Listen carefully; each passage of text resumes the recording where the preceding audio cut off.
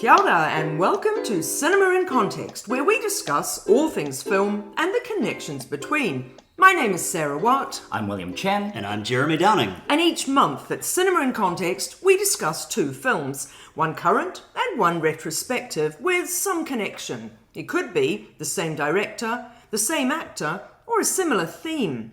Well, this month we're discussing Alien, which came out in 1979, and Alien Romulus, released this year in 2024. The connection being very hard to discern, but we're here, readers, listeners, watchers, to explain it to you.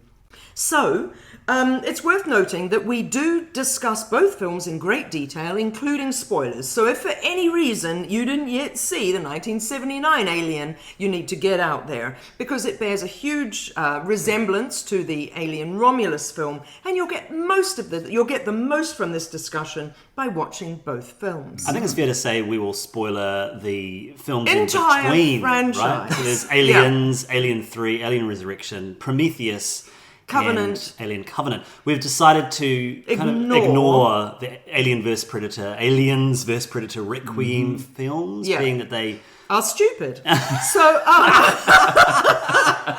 okay. Not canon. So, for those of you who are new to this podcast, this is our 101st episode. If you are new, then it'll come as a massive surprise to you that Jeremy Downing is probably the biggest Alien fan on the planet, and certainly in this room. So, Jeremy, it seems fitting to ask you, please, to give us a brief plot summary of 1979's seminal Alien film. Right, well, Alien, directed by Ridley Scott, written by Dan O'Bannon and Ron Suchet,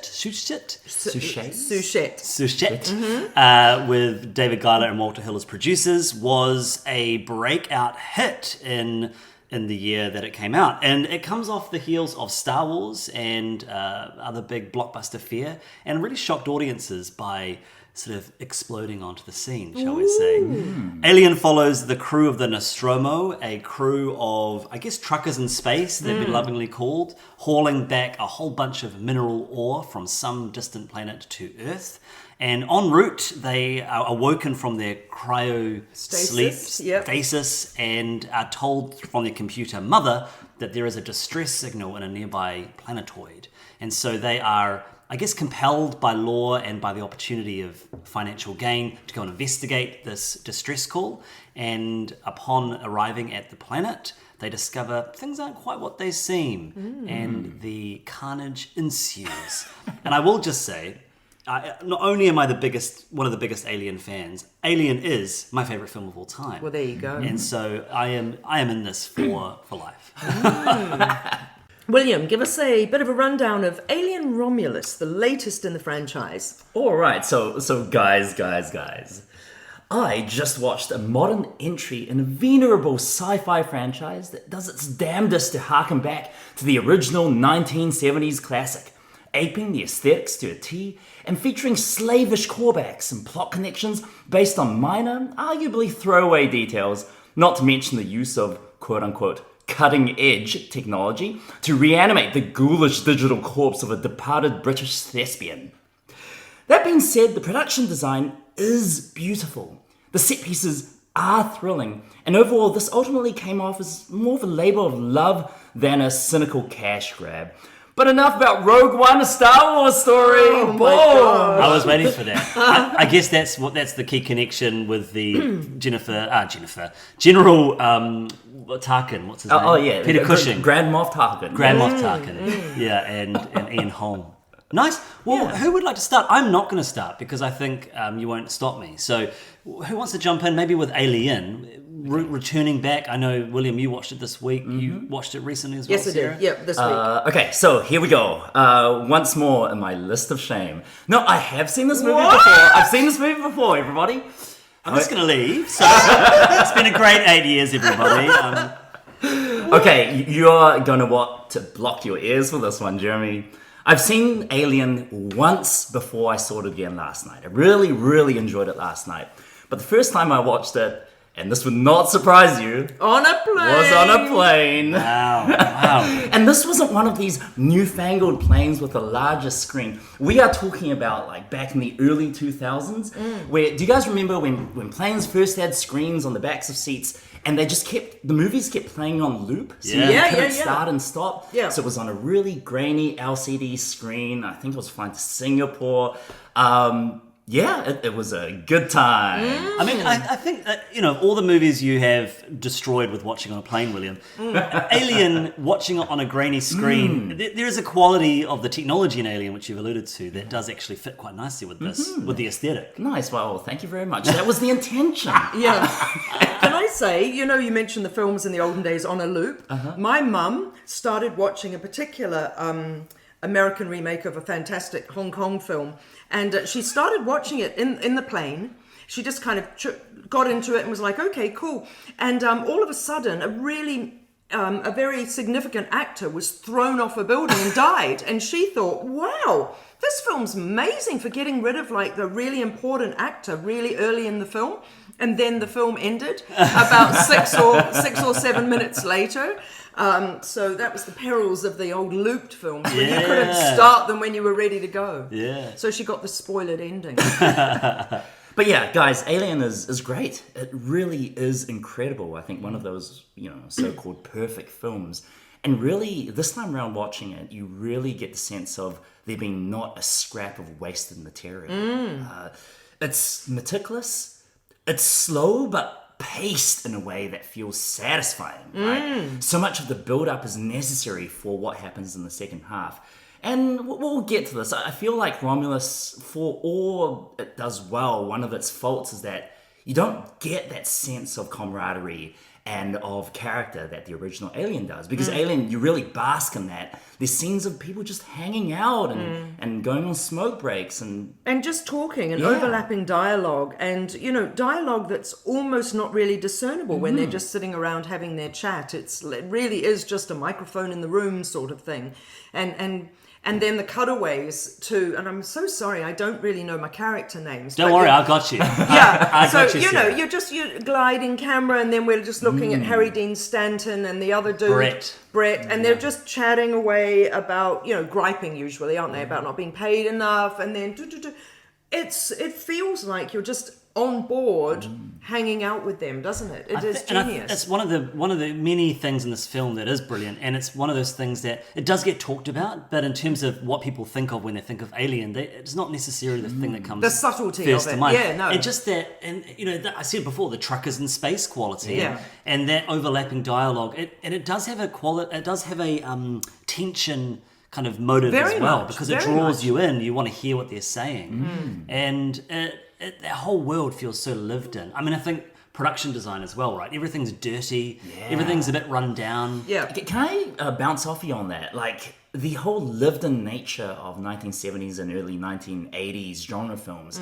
is incredible, and I really feel like why stuff like, I mean, obviously Alien, Star Wars, like, do I want to be on the Nostromo or the Millennium Falcon? Heck yeah, I do. Those look, I mean, the Nostromo is, for all intents and purposes, just a crappy rundown space truck, but it looks comfy as. I want to hang out with these people. Yeah. Do I want to go on adventures with Han Solo and his hollow chessboard playing dog? Yes, of course. Yeah. Planet of the Apes as well, like the original. Just something about that handmade, cozy quality really shines through. And even in the 80s, I was thinking of stuff. I mean, we've talked about this with E.T. and Ghostbusters, Gremlins. Like, these are all worlds that you don't just want to have adventures in. You want to live there because it's so cozy and so familiar. Yeah. And I feel like with modern day filmmaking, even when they're trying to ape this stuff, it just doesn't feel quite right. Maybe it is the digital filmmaking. I think, yeah. Like, because as we know, Spielberg's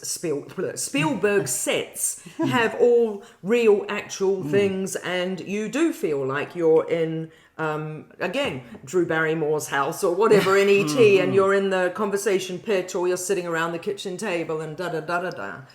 The funny thing about the food and everything in Alien, you know how, like, kind of, I think of space food as being like those packets of just like goo, but actually they're eating food that looks like it might be quite fun to eat, and she's drinking what looks like orange juice, and they're eating what looks like cereal, or it's that grainy stuff. And then of course John Hurt is chowing down a whole lot of like noodles and stuff. So it looks like, but this is our life, this is our job, it's okay. And, because this definitely ain't the Matrix where, like, I don't know about you guys, but I don't want to be one of the crew aboard the Nebuchadnezzar. Like, it looks like a horrible life, but this looks pretty good. Yeah. And I'm just thinking about that camaraderie, and I'm thinking about the sequels as well. Like, you have, I guess the difference with the sequels is that Ripley is often the outsider, whereas she is very much the insider, even though she is potentially, the rule follower that is at odds with the captain and with Ash and with Lambert and the other crew members. In the sequels, it's her kind of everydayness that allows her to infiltrate or not connect with the other people, and then also take charge because she knows the stakes of this alien.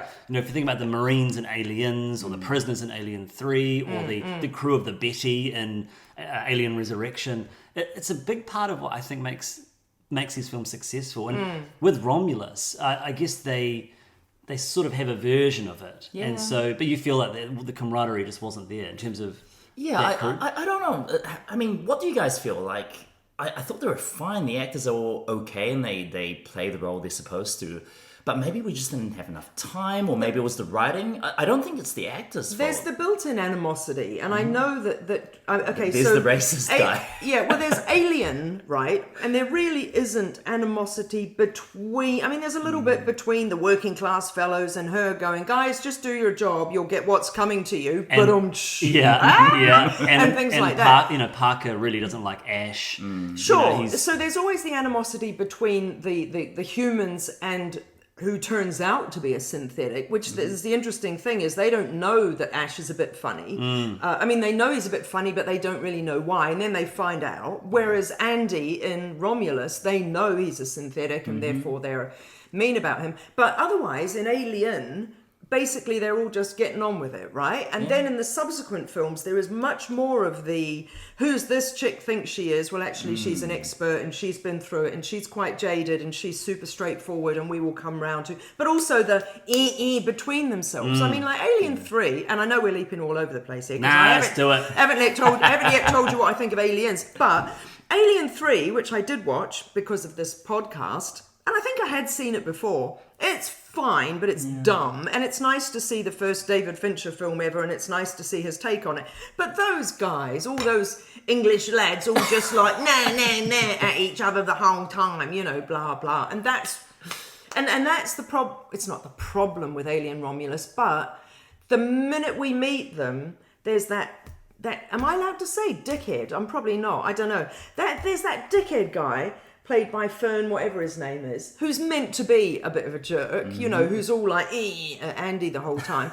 And he's a bit like, why are they here? Why are they coming? And blah, blah, blah. We'll send him home and nah. And all, it's just all a bit on the nose. Well, I guess it harks back as well to the Bill Paxton character in Aliens. But he has such a lovely arc, and he really comes around, and has that bravado, and then he's the one that's freaking out the most. And I think Ripley says, this girl survived longer than you, and she's not freaking out. And then he ends by kind of saving the day and sacrificing himself. So I think they're playing with that. But I was surprised that the Fearn, what's his name, Fearn. I don't remember the chap's surname, but in fact, I don't remember his character name, which is a bit off, but never mind. That he survives much longer than I was expecting. Yeah. I think he dies second, right? Yes. By acid to the chest. Which is amazing. That's an amazing death. Yeah. Why don't you just roll out of the way? I guess maybe he doesn't fully know what... He doesn't. It's like landing on him, and he's like, Yeah. that's a bit painful. And even we're thinking... he'll probably be all right, or he'll get up. And then but then because, oh my God, there's so much to say about these films, isn't it? But it's incredible. Oh my God, we've got so much to talk about. But it's incredible that in as far back as Alien, they're running down layer upon layer upon layer to watch how that acid does go such through. a good sequence. It's such a great sequence, And and it sets it all up for us knowing that when we watch Romulus, and then of course the young audience who are coming into Romulus, which is my big thing about Romulus, is that it's the first time we've got young people spearheading it all, and it feels like a gateway film for the youth of today. is that they're then like, oh no, this is going to go through and through, and you know what I mean? And so we know that when it lands on him, it's not going to be like I better take this jacket off. It's like, you're gone. Yeah, you're gone. One thing I realised last night, it was last night. Did I watch it last night? Well, who knows? Thursday night. Haven't you rewatched everything plus Romulus three times? I have, dear listeners, I've watched everything. But I rewatched the director's cut of Alien for the first time in a long time, 2 nights ago. And, you know, I've seen Alien, I reckon, 50 plus times. Wow. Yeah. But one thing I've never realised until this recent rewatch is that acid sequence is the only time acid is part of the story. I mean, you could argue that the facehugger getting through the plastic helmet, you know, has used some version of that. But we don't see it. The threat of the acid is just there in the background. Yes, as a great. That's whereas right. it becomes much more of an action piece as the films go Romulus on. and all through Romulus. Then, it becomes the defining action set piece of Romulus, right? Yeah. When the acid's in zero gravity. Which is amazing. Yeah, it's such a cool idea. It's such a clever idea. Yeah. Can I talk about back to the acid sequence with the guy we can't remember what his I'll name look him is? up while you're talking. But you know, we'll get to the what do they call them, the Offspring, because I know William, you've got some thoughts on that. Yeah. But there is another piece to the mythology of Alien that this film has introduced, which film? The new film? The new film. And every Alien film introduces something new. Yes. And I think that's part of what you have to do to make a successful Alien film. Yes. If you're not offering something new to the mythology or the lore, you're just playing a bit safe. Yes. And I guess this movie introduces the cocoon.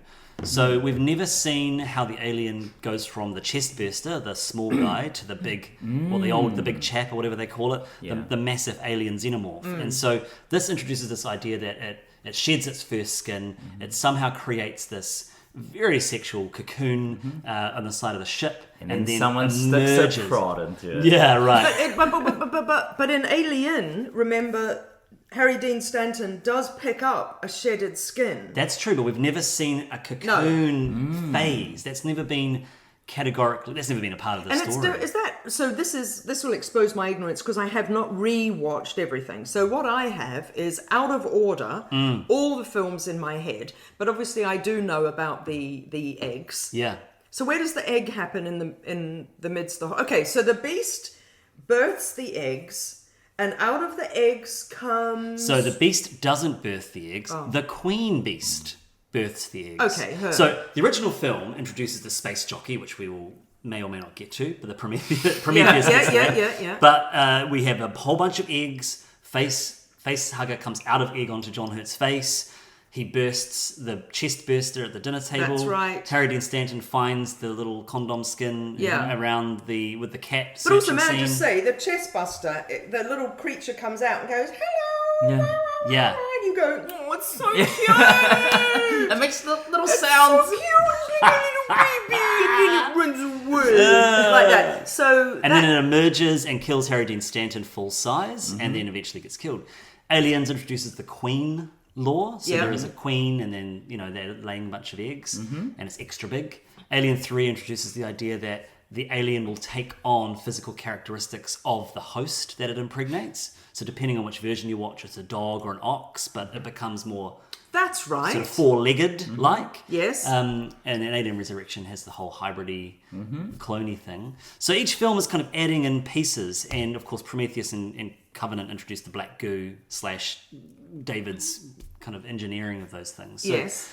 And then, of course, Romulus introduces... The cocoon is the big thing, and of course the Offspring. But I find that cocoon idea interesting because not only does it kind of reveal something that supposedly we've never seen, they're not retconning anything. No, we've just never seen that part of the process. Yeah. And I realized on watch 2 or 3, I don't know when, that it's also a necessary plot point, because if you think about the start of the film with that droid, the probe going to the Nostromo, and it gets the alien, but it's sort of encased in this cyst or in something. sort of cocoon. It's like the alien has the ability to fabricate these little pods to look after itself. So it's got this double whammy of plot service and also revealing something interesting. Yeah. That was something that came up for me in the rewatch of 1979 Alien. And I said to my husband, but hang on a second, she's whooshed the alien out into space, so therefore, hasn't it gone? And we were like, no, I guess it's kind of like hanging on to the ship. or something. Like, I don't know. Like, I'm a bit confused here. Does that alien from number one, make a cocoon on the outside of the Nostromo? No, that alien is blasted, not from the Nostromo, from the escape pod. So that's blasted away. You know, she initially shoots it with the grappling hook. And so it's gone. It's gone. It's spinning in space. And I guess I've always assumed that that's the alien dead, right? It's same with the alien queen at the end of Aliens. But this new film is suggesting that it formulated some kind of pod around itself. The first one. The one that got pushed out. Yeah. Yes. And in doing so survived, I guess this movie is suggesting. And then sort of floated with the debris of the Nostromo. Yeah. And because, of course, I mean, so Romulus, as we know, and most people probably know by now, happens, in inverted commas, in between Alien and Aliens. So standalone, but makes sense.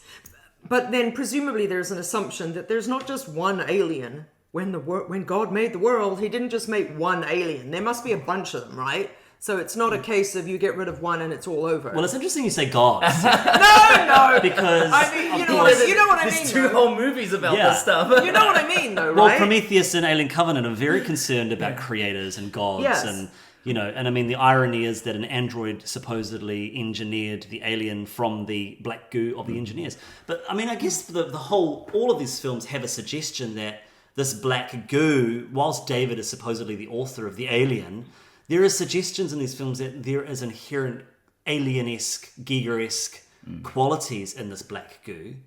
Like, one thing that blew my mind, and we can talk about whether you bought the Offspring as well, but I couldn't believe that they made the Offspring look like an engineer. Yeah, that was really cool. It was so impressive that they were linking. I did not expect them to link to Prometheus and Alien Covenant in this film. Who plays an engineer in? Because I didn't get round to rewatching Covenant and Prometheus. I don't know who the engineers? plays them, but they're big, very kind of athletic, silvery-skinned, humanoid, black eyes. Okay.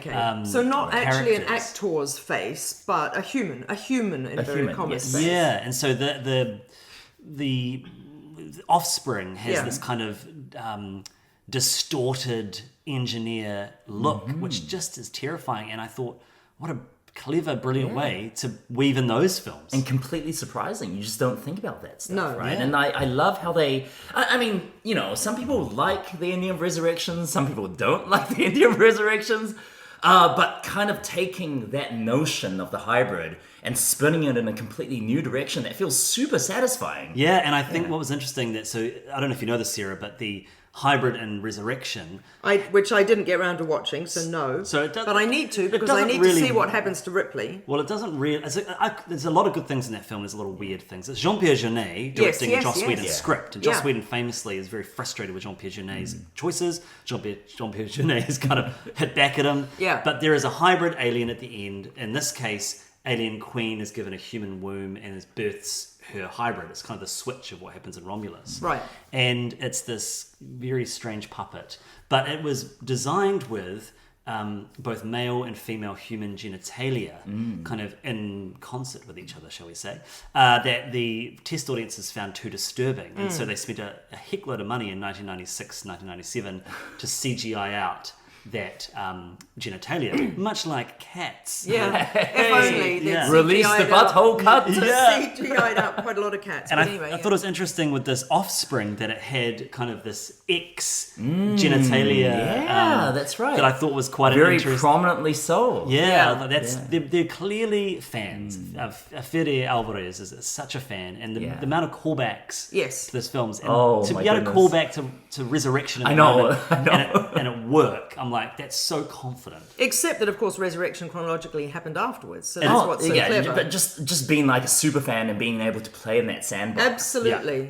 Starting from, again, it was only rewatching Alien 1979. It's like, oh yeah, there were those little dippy bird things. See, right at the gate though, the Fox logo and fanfare descending into the Discordant. That is Alien 3. So, So the book ending of 3 and 4. before. Yeah. The opening of Romulus, as in the credits, the music, the credits, the font, and everything the font! is 1979 to a T. Yeah. Brilliant. And the technology with the computer. And even with the ALIEN, which then turns out to a slightly different font, but the way that it appears and all that, it just seemed... So Romulus felt like such a wonderful honouring, a real homage to the 79. Now, I did not mind Ian Holm turning up. And I wrote in my review, it is comforting / unnerving. Because in a way, he looks terrible. But then, as I said to my husband, because he isn't actually Ash, right? He's just another synthetic, and,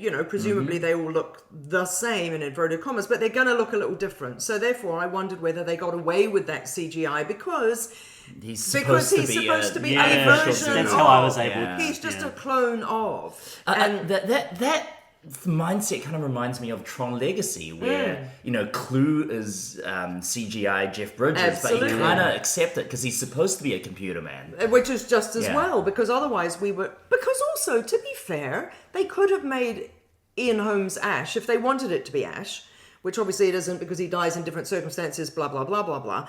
But if they'd wanted it, I'm sure they could have done that a little better. You think so? I felt like this was the best they did. Well, I think it gets better as the film goes on. And you see it behind screens and stuff. Yeah, but why did they make the decision to put it in broad daylight? It just looks awful. When his face is in shadow, or when he's, you see him through monitors, it looks pretty good, not gonna lie. Do you know, it made me think of the final cut of Blade Runner, and there was a sequence where Harrison Ford talks to, I think, Taffy Jenkins is the character's name, and his dialogue was never in sync. And so what they did was they got his son, who had the same jawline, and they filmed him doing the lip syncing to the dialogue, and then they superimposed that, and it looks so good. And I'm like, and that's from 1982. Yeah, but they did that work in, I don't know, 2000. In a re-thingy. Okay, a restoration. But I just think that was the jaw for me. The mouth looks very strange, and the teeth look strange. And that's just CGI. So because I imagine you stayed through the titles. It's not.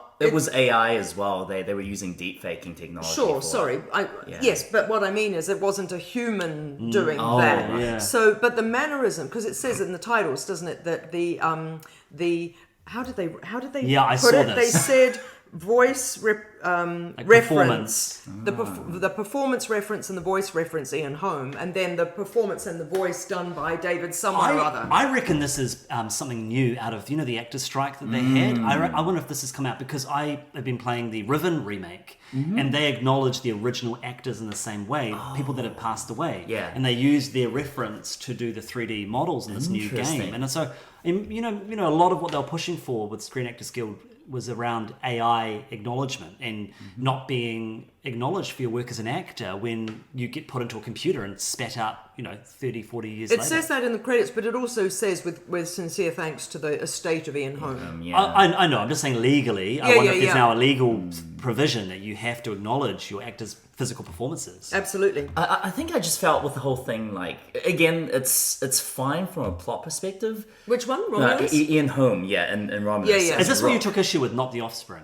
Yes. Oh, right. No. So, dear listeners, I posted a comment in our group chat with the picture of Jeff Tracy from Thunderbirds. I missed that. It was like Ian Holm, robot digital Ian Holm, looks just like a super marionette from the Jerry Anderson days.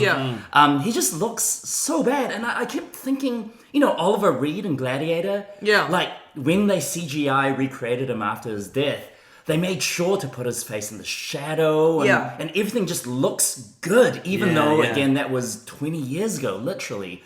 And they show you in this movie that they can do the same, and the whole thing, Rook, Ash, can look good. And for some reason, they choose not to shoot it like that for the majority of his scenes. And he gets a lot of scenes. And so every time he shows up, it just completely ripped me from the movie, oh gosh, they shouldn't have done this. This is nostalgia baiting, and it's very, very mercenary feeling. Interesting. I do like the choice. I do think the choice to have Ash is more, or Rook is more than just nostalgia baiting. Oh, okay. Can I ask a question about this? Yeah.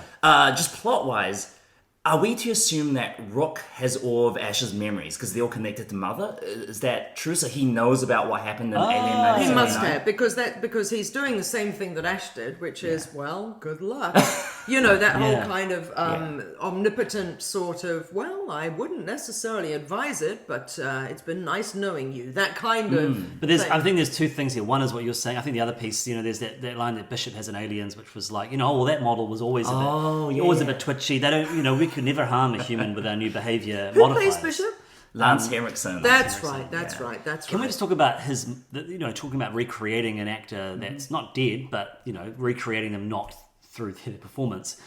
Lance Henriksen voices a animatronic model in Alien 3, which is incredible. Do you remember that sequence? It's one of the best sequences in Alien 3. Oh, but he voices it, but it's not his face. No, it's an animatronic, and it's where Ripley plugs him in she picks him out of the rubbish dump, plugs him in. Yes. That's an animatronic, right? And it's just incredible. Awesome. And I'm like, why couldn't they do that? Make an animatronic of Ian Holm. Oh my god, so much that'd be better. Incredible. Can I go back? I just need to say this out loud. The Offspring. And I think we need to be super careful because I watched it. I found that an incredibly disturbing ending. Yeah. But I thought partly, wow, audacious. Don't quite like it. Not sure if it works or not, but audacious. And then I found out that the chap who played the Offspring is a real-life 7'7" Romanian basketball player called Robert Borobroski, and he is literally that body. Wow. And so, and that's his first screen role, because I don't imagine there are many screen roles for a 7'7" man who, so he's one of the tallest people in the world, and I'm looking into him, right? His dad was 6'7",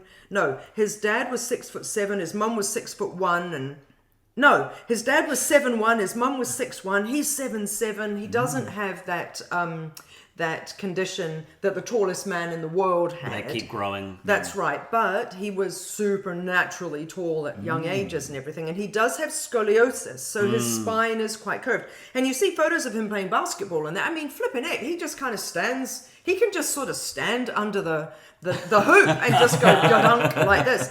But anyway... It's a nice callback to the actor that played the alien. Oh, yeah. His name's lost on me, but he was a very thin, tall man. And so right. They put him in the suit and made sure to film him without showing too much. Another thing this film, I think, does well, which the original does, is you actually barely see the xenomorph until that sequence when they're running towards Rain and she's shooting them with the acid flying everywhere. It's a good way to film the alien because it's much scarier when we don't see it straight off. Especially with it. I love that shot where its little fingers kind of poke out. In Romulus or in Romulus. Yeah. And then its face is facing the ground and it stands up. It's so scary. And well, that's also, so all these nice callbacks, I suppose. You know, in Alien, where where Ripley is on the thing, she's like, okay, we're done here, phew. And she's tutuing about, I don't know if she's like doing her hair or whatever. And you can sort of see this weird dark shape, but you don't really know. And then kind of it moves a little and, Hey, tell me, fellas, you've seen Romulus 3 times. I didn't remember. You know, at the end of Alien, where Ripley backs into that closet and then eases herself into the spacesuit. Does Cailee Spaeny do that at the end of Romulus? She does. It's another harkback. So she does. Okay, nice. Something happens to the cryogen fuel that explodes, or I think the Offspring lacerates the pipe, and so there's this cold breeze going everywhere, and she's sort of freezing up, and she's losing oxygen, and so that's a very nice. I also really like, everything I'm about to say, I think, oh my gosh, Sarah, people have been talking about these films for, 40 odd years, so nothing I can say can possibly be interesting, but I've started, so I'll finish. I also really, really like that Cailee Spaeny is such, by the way, readers, listeners, watchers, so Cailee Spaeny starred as Priscilla I didn't think Priscilla was a great film, but she did an amazing performance as Priscilla Presley. She's obviously the lead in Civil War. And she's a solid actress. Oh my goodness. She's just a solid actress. And she's so low-key in Romulus. She's just a girl with a synthetic. an orphan who really wants to get the heck off of this kind of, perpetual nighttime colony planet. I love that part. It's like days of sunshine. 0. Yeah. There's like a pause, right? But she's just a girl, and I don't mean that she doesn't have chutzpah and skills in that, but you know what I mean? She's just a person, and Ripley really feels like that in Alien 1. She's just somebody who turns out to be the final girl. Whereas in Aliens, Ripley already is that final girl who's never going to be a final girl until maybe resurrection. You know what I mean? And so she comes into Aliens as that powerhouse, and you know that already. But otherwise, she's so young. She's like 29. Sigourney in the first film. I loved in Romulus the setup of these kids. Their parents are dying because this world is so unforgiving, and so there's a reason why they're kids, the young people, and their lives are terrible, and it's very different to the Prometheus and the Alien Covenant crew. They're very privileged, and even different to the original Alien cast that have a job and have a home. They're returning back to Earth. These kids, their lives are terrible. They really have nothing to lose. That's so right. The stakes are so high. Oh, but they do, because one of them's pregnant. I know, but the stakes are so high that they are willing to risk their lives to get to this paradise planet. Yeah. I love as well the clip that we get introduced to Rain's character with her dream of this planet that we never get to see. Yeah. And it's a lovely way of showing where she is going to go without having to show that she's going to get there. Yeah. I have to talk about what I think is the absolute strength of this film. David Johnson is incredible. And not just Is that him. who you were going to say? He's Andy, right? I love But him. not just him, but their relationship. And the fact that the core of this movie is this relationship between these adopted siblings. Yeah. It is phenomenal. Yeah. And the way that it's not perfect. Oh. They go through ups and downs. Like Jeez, that moment sorry, Jeremy. This is why the movie's called Alien Romulus. Oh because my god. they're twins, because of Romulus and I Remus. didn't put it together until right now. I thought it was just the name of the space station. Yeah, no, neither. Yeah. Yeah, you're right.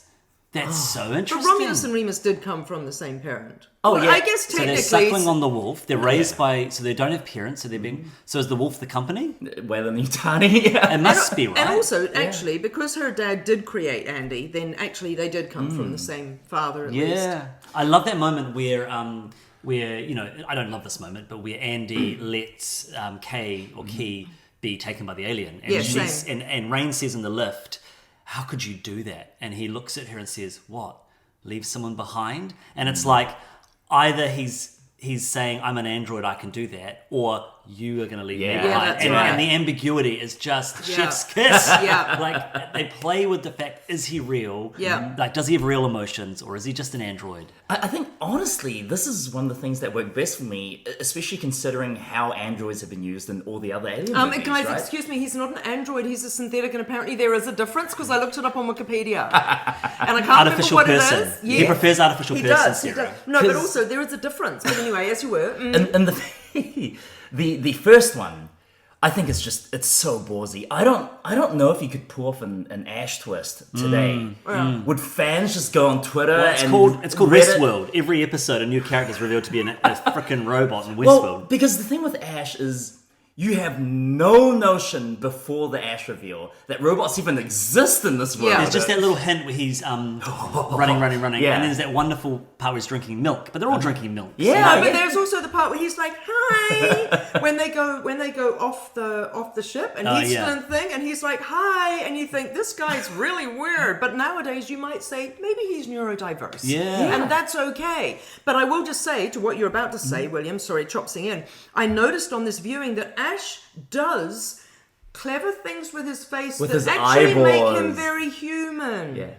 So there are a couple of moments around the table where you know that he is looking because he senses preternaturally or whatever that something's about to go down. But then there are other bits, like when they go, "Could you get off my chair, please?" or something. And he doesn't act like Andy does. Yeah. Andy would be, "Oh, I'm sorry for being annoying." Whereas Ash moves in a much more human way. Yeah. And I thought that was kind of strange. And I wondered about...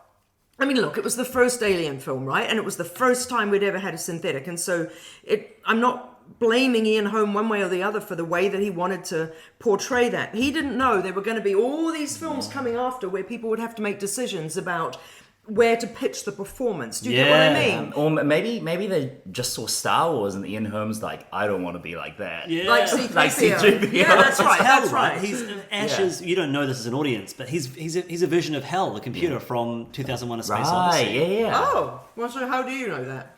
Well, if we don't know that. Well, you know how that do by the know end. that? You don't know that during the film because you don't know he's a robot. But then by the end, if you think about Hell from 2001: Space Odyssey, does he kill them all? I can't remember. He does. Well, he tries to. Oh, you mean he's analogous to? He's not Yeah. literally. No. They don't go, oh, I know who you are. You're from that God, Stanley that'd be Kubrick film. terrible. That's what Space Jam 2 would do. So you were going through the different endings. Yeah. So Sorry, Ash, yeah. again, the initial twist I think is mind blowing. Yes. And I Well, genuinely. like when the white comes out of him. Yeah, and they're like, wait, it's that what? one drip of white going down his brow. That's right. And then you're like, holy heck. Yeah. But I genuinely do not think a twist like that would work today because people would revolt. It's like, because they don't set it up, like, Yeah. at all. And it's a world where you've seen space They truckers. do set it up in the sense that, like, there's moments of weirdness that are unexplained. Oh, like his right, little right. running and jog is like, what? Yeah. Well, he's just like, trying to keep fit in Yeah. space. Okay, anyway, and then Bishop. Trying to keep fit in space. Yeah. You know how astronauts Before he have... sits on a chair for for the 5. entire movie. Yeah. And then with Bishop, it's the is he evil? Is he not? Ripley doesn't trust him because of Ash. Yeah. And then of course with Winona Ryder, it's something completely different. Yeah. And I love that character. I Yeah. love Cole. I think it's brilliant evolution, Well, yeah. Oh my gosh, completely. Yeah. And then with David and Walter. yeah. Kind of doing the dueling Fassbender thing. I can do the fingering. Yeah. Can I ask you a question? When I was watching that and my flatmates overheard that, they're like, what? So can I ask a question? Is Romulus the first time we have a synthetic and an actor who is as wonderful as the British actor He's David Johnson, who brilliant. gets to be plugged in and turn into someone else? Well, I guess Fassbender. Yeah, with would- Walter. No, but David. aren't there two? Yeah, like Fassbender, yeah. there's two of them. Yeah. Just We because haven't they're seen played by this. the same actor. But what I'm talking about is A shift. developing a relationship yeah. with a synthetic who you think is a certain way, and then you plug in something else, and he becomes kind of really cool. No, and it was British so and- exciting when When they put he, that. he grabs the face hugger and like, oh, it's Yes, on. I was It's like so- Upgrade. Yeah. It is Oh my literally- gosh, it is. It's like all those movies, or that one where somebody and knocks somebody's taken some kind of like accelerant or whatever, and somebody knocks something off the table and they grab it before it hits the ground. What is this movie's Bradley that? Cooper? Yeah, what is It's that? probably Limitless, but you know what I mean. Yeah, It's yeah. like that kind of moment, Yeah. and you're like, okay, I do this love the guy's There's, different. what's the one with Jenna Davies where she's cutting the onions? And Oh then she- yes, it is. It's the longest July. Yeah. It's exactly, which is again one I of know my Kung Fu. favorite films. It's like I don't know how I'm managing to do. So suddenly he's speaking like a proper British person. His whole face changes. Yeah. He no longer has those sad eyes and that kind of I'm kind of almost a little disabled or a little whatever. And suddenly he's like, Yeah. And that whole sequence where he says to her, because again, I've watched it multiple times, where he says to Rain, he's like, I'm sorry I've been such a burden to you. Now I can help. Yeah. And then he's running, and you're like, he's going to kill that guy. Yeah. Not the guy. Is Alien³ is her name, I think? yeah, Alien³. Yeah, and just like the terror of that. And those two know it. Yeah. They know it, and that's what they're trying to get away from. That sequence is incredible where It's done in he's- one shot, and right? well, not just that. Like he's running, and then and then the whole chest burster, Yeah. the scream, the kicking of the Oh, gosh. thing, The- smashing into the station. Okay, sorry guys. The moment where I perked up out of my cinema seat and was like, I'm listening, was when what's her character? I don't know the character names, but anyway, the facehugger girl. Yeah. When she's struggling, she kicks the controls of the ship. The ship careens out of control, and then the lights of the ship go boom, boom, Yeah. boom, boom, boom. Oh yeah, that's nice. brilliant. So cool, and it's kind of linking together the two scenes in a way that the original Alien does with the acid blood, Yeah. where you understand the geography of the scene, where everyone is at that moment, and how it kind of works into the dynamics of the action. Yeah. I will say my one criticism, apart from the Ian Holm CGI stuff, is something that I think would have been a bigger criticism. I went into this movie after watching the trailer thinking, I hope they don't overdo the face huggers. And I think they still edge towards that in this movie, especially when you've got the sequence where Key and Rain are going up the lift and the aliens are coming, and then there's face huggers running around beside them. Yeah. And then later on, when the alien's about to bite her face, and there's a face hugger that appears in the elevator shaft. But Ridley Scott has said that he gave some feedback to Fede Alvarez after watching a rough cut of the film, and his feedback was effectively More face huggers. No, it was you don't need to do so much. Yeah. And there's a sequence I just alluded to where they're going up in the lift and there's the face huggers running. It then cuts to them in the lift and there's no consequence of Yes. that. And I reckon there was a sequence there that they cut out. Yeah, interesting. Because Yes. it does feel like a little bit, it was verging on overkill, but the movie kind of course corrects. Yeah. Okay. I mean, all of that stuff with the face huggers in the start of the movie is brilliant. Yeah. I just think that we didn't really need any face huggers for the rest of the film, you know? Like, the aliens in the kind of the alien corridor was enough. Because there was that, that incredible one-take shot where the facehugger comes out of the door, latches onto the girl, and then they have a whole scene, a dialogue scene afterwards, and it's all done in one take. How do they do it? Yeah. So she, Alien³ said that was some of the worst days of filming because she just had to lie with a thing on her face. And Fede Alvarez made sure that she inhaled when the facehuggers' kind of bladders were deflated, so that the inflation of the bladders would sync up with her. Hang on, how does it work? Yes, with her exhaling. Oh, good Lord. And then, so he really wanted to make sure that was timed correctly. And then all of the lube that they had to use for pulling the tube out of her throat. Oh, yes, ghastly. And she said that was really gross. So they did that act in practical. That was a practical thing. Well, I imagine that they probably had it coiled in her mouth as opposed to down her throat. Yeah. But she had to have a lot of lube in her mouth. Gross. And then she had to wash it out each take. So some amazing stuff. And one thing I will say is that the cast have been doing press tours, and she's the one that hasn't been included in the press tour. I guess because this is her first movie, Yeah, right? she's never done anything. Right. Like, I don't even know where she came from. Yeah. And now she's on the main poster. Like, And I don't know what her claim to fame is. Wait, no, she's not. That's Kaylee's face, isn't it? No. Oh, you're right. It's her because she's got her. the shaved hair. She's the only one that actually Gets gets face hugged. You're face right. hugged after. You're right. Great. By the way, another thing, I thought the trailer had given away all of the everything. Yeah. But it didn't. It was the first half or first third of the movie. And yeah. the face hugger jumping on the guys, I thought, oh, they're gone. Well, they weren't gone. That was so cool when he's struggling. Yeah. I didn't love the trailer. In fact, actually, to be fair, Doug and I made an absolutely concerted effort. We sat in a lot of cinemas prior to the film coming out where the trailer would come on, and I literally did that really dickish thing going da da da da da da da with my hands in my ears and my eyes closed, and then we'd nudge each other when we thought it was over. So I knew there was a countdown because you can't get away from 7, 6, 5. But other than that, didn't. But I didn't love the trailer at all, and I didn't adore the film. I think it did heaps of stuff really, really well. But I feel like for me, something happened. Maybe it was like a bit of a lag or something at sort of at the 2/5 to 3/5 point.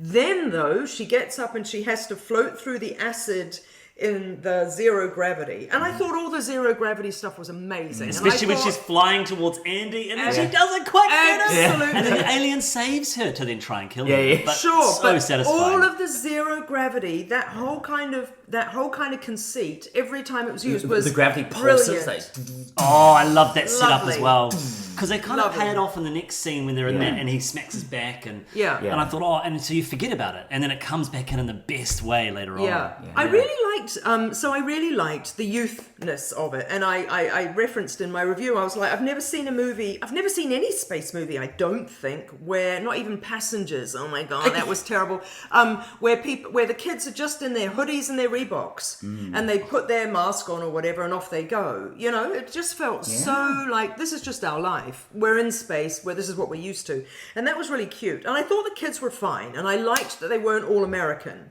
Although, Key, is that her name, the pregnant one, doesn't she have an American accent and her brother's British?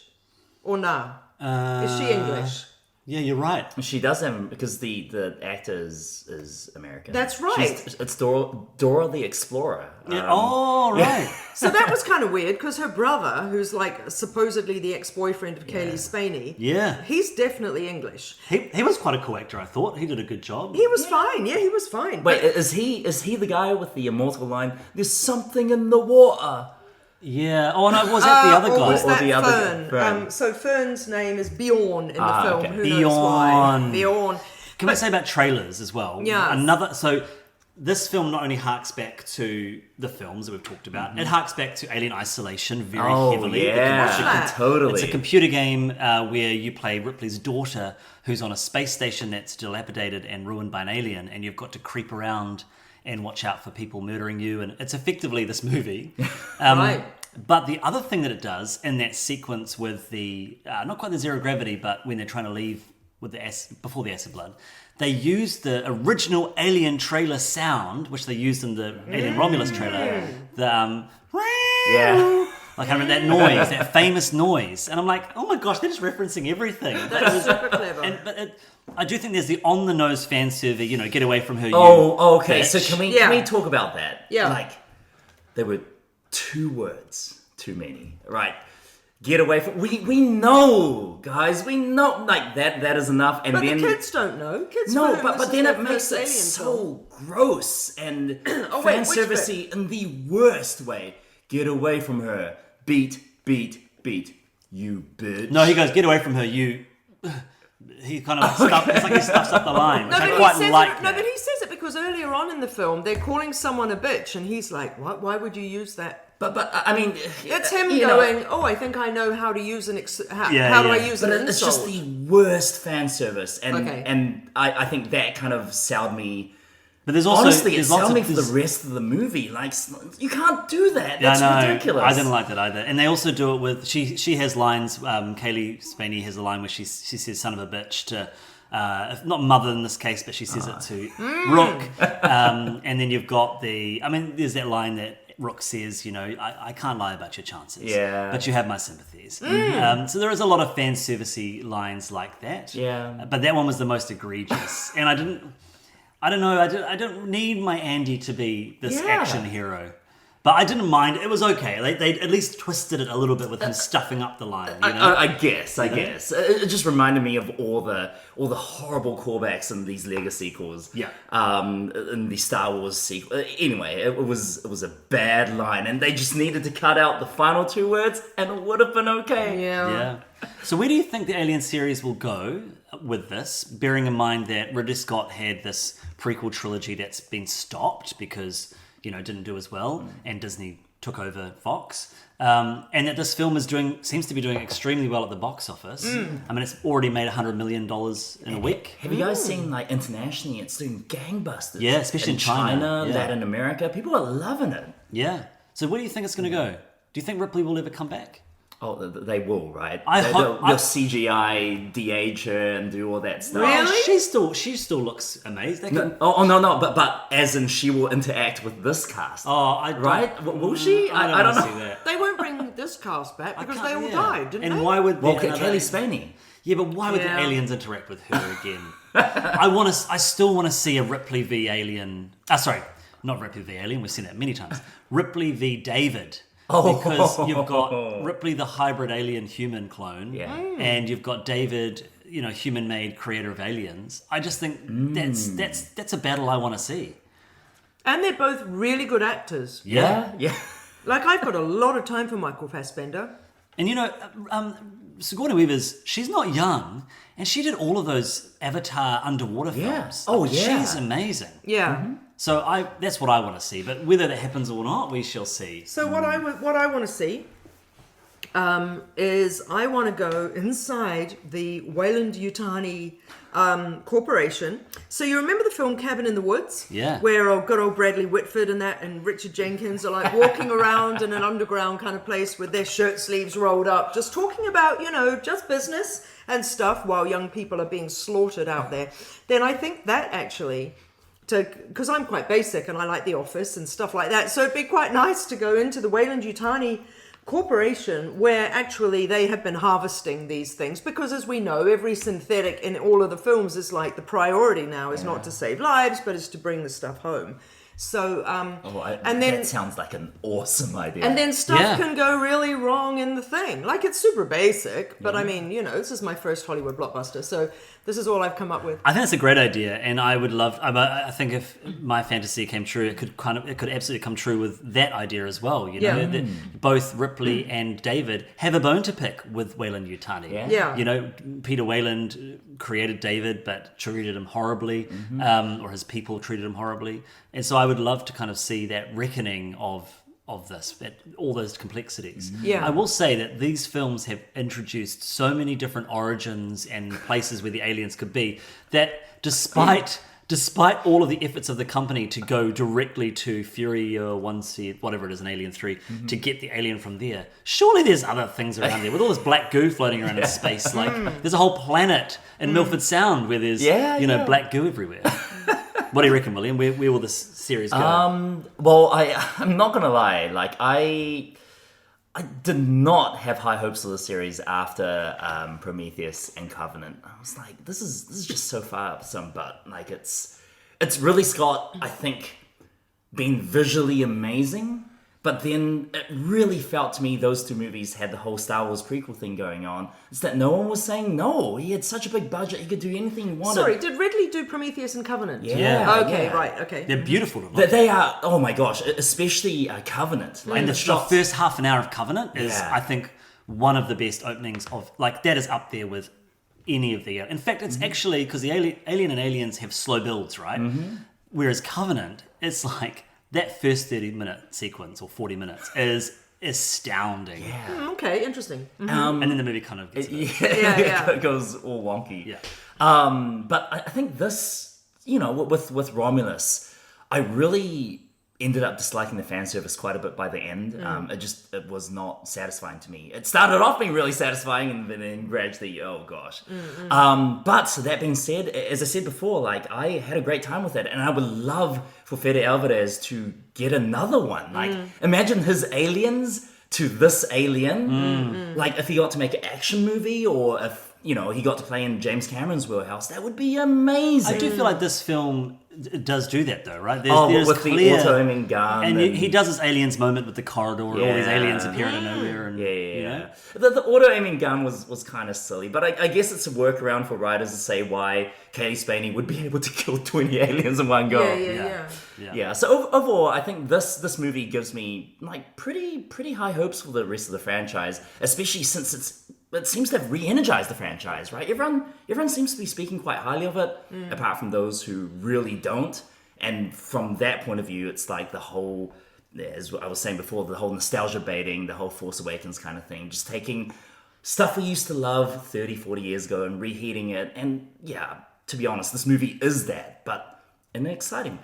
So I feel. I love that, and I think the Alien series has always, what it's always done well, whilst it's not always done well in terms of making great, well-rounded films, it's always done well at pushing the envelope. Like, every single one of the Alien films has brought something new. Yeah, and that's it's what trying I like. something. That's what and I I like. think that's so exciting. So what, therefore, would be... I mean, we've talked about the fact that this is the first one with a youth cast.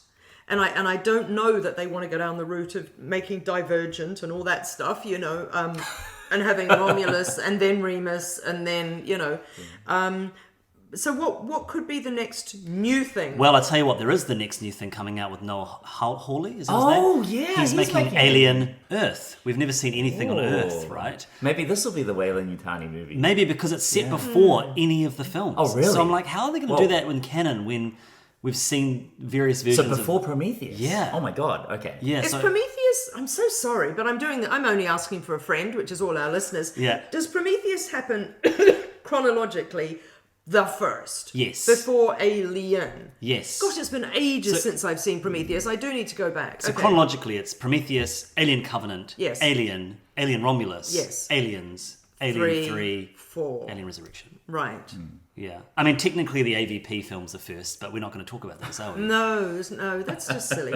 No, but actually, to be fair, if they are technically the first, I mean, that is fair. If they are chronologically the first, those aliens existed somewhere. Well, you got to watch the film, Sarah, because the suggestion is that black goo creates alien-like creatures, and David creates the alien from black goo. But then you've got alien imagery in the Prometheus ship. That's right. That's So right. I wonder as well, is it David claiming authorship for something that already was inherently in that black goo? Which is a fun question mark, I think. Yeah. Intellectual. Should we finish there? Yeah, Do you I want to think do so. the wrap up?